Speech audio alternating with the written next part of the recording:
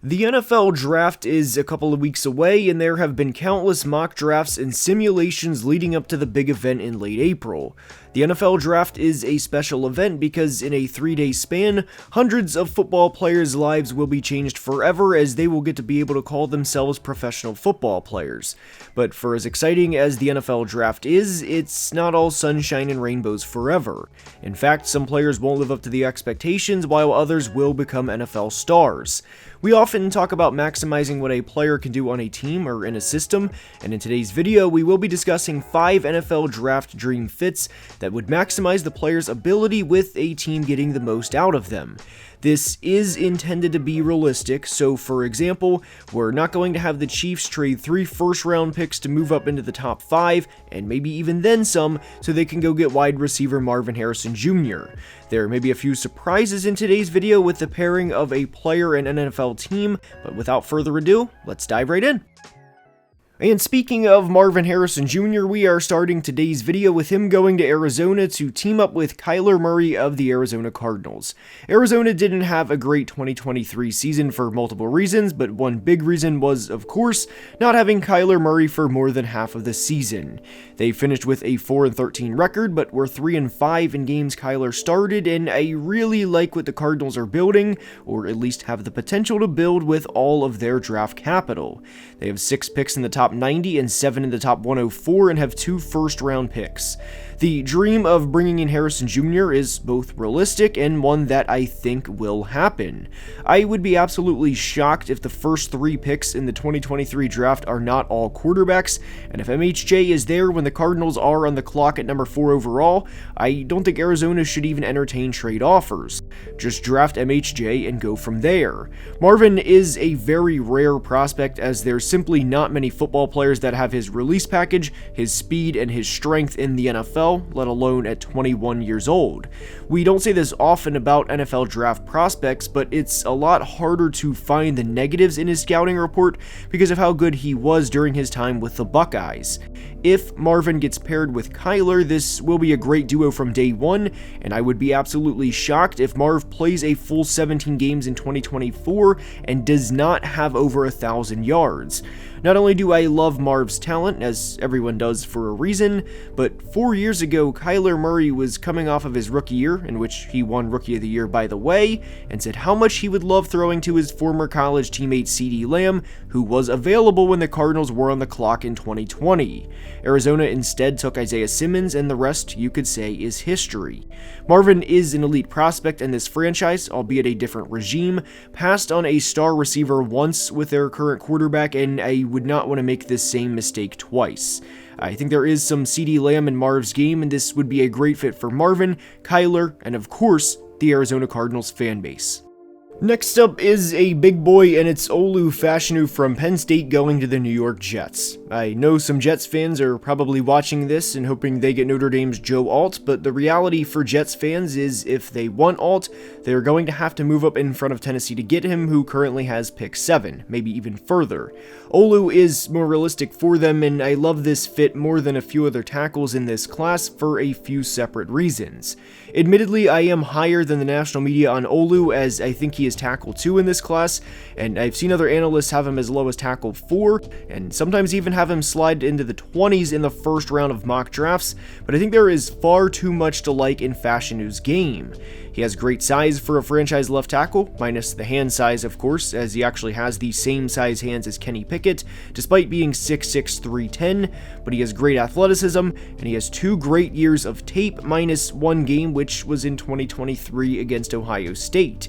I think the Ohio State tape is way overblown, as yes, there were reps where JT Tuimoloau got into Olu's chest and knocked him back, but does one bad game negate 500 other good reps of pass protection? I don't think it should, especially when Olu held his own against the 2023 national champion Michigan Wolverines. The best compliment you can give an offensive lineman when watching tape is to say their tape got boring, because it means pass rushers were running into a brick wall more often than not, and that's what it was watching Olu's tape over the last 2 years. For as big of a deal as the media wants to make the Ohio State game, you may be surprised to know that during his collegiate career, in over 680 pass blocking snaps, Olu never allowed a sack. He would be a tremendous fit with the Jets because he could come in and back up Tyron Smith, who has not played a full season since 2015 by the way, and not only learn from him, but Morgan Moses too.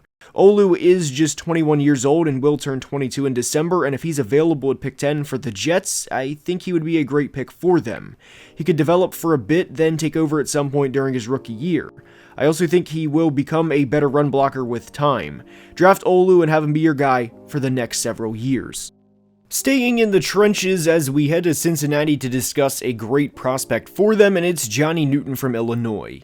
Since he had a tough year in 2023 as a lot of things didn't go their way, but they also had a pretty big departure this offseason in defensive tackle DJ Reader. No pun intended on the size there, by the way. Since he could go in a bunch of different directions with their first round pick, whether it's tight end, Brock Bowers, offensive tackle, or of course, defensive tackle. Johnny Newton would cause a lot of problems for opposing offensive linemen, and I love this fit for a few reasons. Trey Hendrickson, of course, just had a career year, and pairing a young Newton with Hendrickson, Hubbard, and Miles Murphy would be a great pass rush to get after the AFC quarterbacks. Newton would also help rushing from the interior, which in today's NFL is huge. I watched Newton's game against Penn State live back in week 3 of the 2023 season, and it was clear how much he impacted that game. He was all over the field and finished with 7 pressures and 5 tackles, and he was the best player on the field that day. I also love this fit for the Bengals because Johnny dominated the college game at just 21 years old, and while yes, there would probably be a transition period for him as his rookie season will be played at just 22 years old, having a defensive tackle who can legitimately rush the quarterback in January of 2025 will be huge, not just for Cincinnati, but for anybody. Having multiple pass rushers get after a Patrick Mahomes, Lamar Jackson, or CJ Stroud with the season on the line is going to be critical for AFC teams this year, and that includes Cincinnati. NFL teams have placed a lot more emphasis on the interior part of their offensive line this offseason, but Newton is a guy who can win in multiple ways, and he showed that time after time during his time with the Fighting Illini. Obviously, Joe Burrow has a great situation for him to succeed in as he gets to throw passes to Jamar Chase and T. Higgins, but this would be a similar situation from a rookie defensive tackle's perspective. No NFL team, at least not in year 1, would prioritize Newton over Hendrickson or Hubbard, and I think Newton could be in contention for the Defensive Rookie of the Year if he lands in Cincinnati. If you couldn't tell by the tone of my voice through this, the more I think about Johnny Newton going to Cincy, the more I love it. Next up is a surprising one, and it's going to involve a big trade and maybe some luck too, but it's Rome Odunze to the Buffalo Bills. This would be in a scenario where 3 quarterbacks go in the top 3, Marv goes to Arizona, the Chargers take a combo of Neighbors or Alt, the Giants either take a quarterback or trade out of the pick entirely, and the Titans go offensive line, and the Bills move all the way up to pick 8 or even 9 if Atlanta drafts a defensive player and has Rome Odunze available in the top 10. We saw Atlanta do this back in the 2011 draft to select Julio Jones, and Buffalo has 3 second-round picks in the next 2 years. The trade-up for Julio was pick 27 in the current draft, their first-round pick in the following draft, along with a second and 2 4s. This trade for Buffalo would make a lot of sense as they just traded Stephon Diggs to the Texans and they would be getting a premium player at a discount for the next few years. Obviously, with how good Josh Allen is, no matter which receiver is taken by Buffalo in the 2024 draft, as long as it's not a late day 3 pick of course, is going to be interesting to watch and will naturally have lofty expectations heading into their rookie year. But I actually love this scenario for Buffalo because they could have a trio of Khalil Shakir, Rome Odunze, and Dalton Kincaid, while all 3 players would be on their rookie contracts through the 2025 season. I love Rome as a prospect, as most do, and granted there would need to be some luck here, but there is a possibility that Rome is still on the board at pick 9 if the Giants either trade out at pick 6 and or take a quarterback, and the Falcons of course draft a defensive player. Rome is coming off of a year in which he had over 1,600 yards and 13 touchdowns, and I think is his game translates very favorably to the NFL level, and he should, and I can't say will, of course, because anything can happen in the NFL draft, but he should be a top 10 pick. You can very easily say this draft class is loaded, and Buffalo can still get a good receiver like a Troy Franklin at pick 28, and this is wishful thinking, but if Adonai Mitchell falls to pick 28, but why not go get your number 1 receiver of the future? If Rome stays healthy, this could very easily be a guy who is Josh Allen's number 1 receiver for the rest of his career. Allen is 28 and Rome will be 22 at the start of the 2024 regular season, and if they played a decade together, Josh would obviously be 38 and Rome would then be 32. And if they played that long together, nobody would care what it cost to move up to go get him. Odunze can easily be a double-digit touchdown player in the NFL, and having him in the same offense with Dalton Kincaid and Khalil Shakir, along with an MVP caliber quarterback, of course, is a dream fit, and honestly, more realistic than you may think.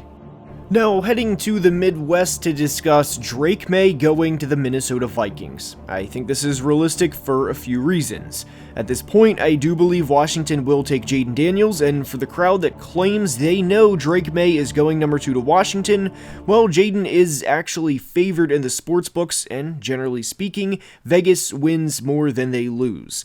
Drake could, of course, go to New England, but I think having 3 first-round picks for New England would benefit them more than having a rookie quarterback come in and throw to guys like Kendrick Bourne, Pop Douglas, KJ Osborne, Tyquan Thornton, and Hunter Henry. This video is also a dream fits video, and having Drake come in and throw to Justin Jefferson, Jordan Addison, TJ Hawkinson when he's healthy, as well as having 2 great tackles in Christian Darrisaw and Brian O'Neill would be extremely beneficial for Drake's development.